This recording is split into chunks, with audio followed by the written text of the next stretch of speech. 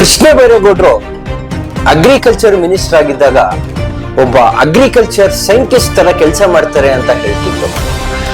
ಅವರು ಕಂದಾಯ ಸಚಿವರಾಗಿದ್ದಾಗ ಒಬ್ಬ IT ಕಂಪನಿಯ ಪ್ರಾಡಕ್ಟ್ ಮ್ಯಾನೇಜರ್ ತರ ಅಥವಾ ಒಂದು CEO ತರ ಕೆಲಸ ಮಾಡ್ತಾರೆ ಅಂತ ಹೇಳ್ತಿದ್ರು.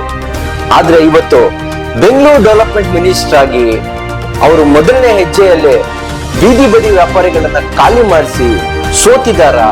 ಅವ್ರಿಗೆ ಇರುವಂತಹ ಅನೇಕ ಚಾಲೆಂಜಸ್ ಏನು, ಅವರ ಕಾರ್ಯವೈಖರಿಯ ಬಗ್ಗೆ ಪರ ವಿರೋಧದ ಚರ್ಚೆಗಳು ಹೇಗಿದ್ದ. ಇವತ್ತು ಸರ್ಕಾರ ಒಂದು ಕಾರ್ಪೊರೇಟ್ ಕಂಪನಿ ತರ ಒಂದು ಡಿಸಿಷನ್ ಅನ್ನ ತೆಗೆದುಕೊಳ್ಳೋದಕ್ಕಾಗೋದಿಲ್ಲ. ಅವ್ರು ಮಾಡಿರೋದು ತಪ್ಪೇ ಇರಬಹುದು. ಕೆಲವೊಂದ್ಸತಿ ನ್ಯಾಯಕ್ಕಿಂತ ಮಾನವೀಯತೆ ದೊಡ್ಡದಾಗತ್ತೆ.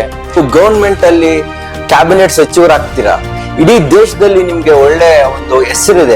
ಯಾವ್ದೋ ಒಂದು ಮೀಟಿಂಗ್ ಅಲ್ಲಿ ಅಧಿಕಾರಿಗಳ ಮೇಲೆ ಕೂಗಾಡ್ತೀರಾ ಆದ್ರೆ ಆ ಅಧಿಕಾರಿಗಳು ಯಾರ ಕೈ ಕೆಳಗೆ ಕೆಲಸ ಮಾಡ್ತಿದ್ರು?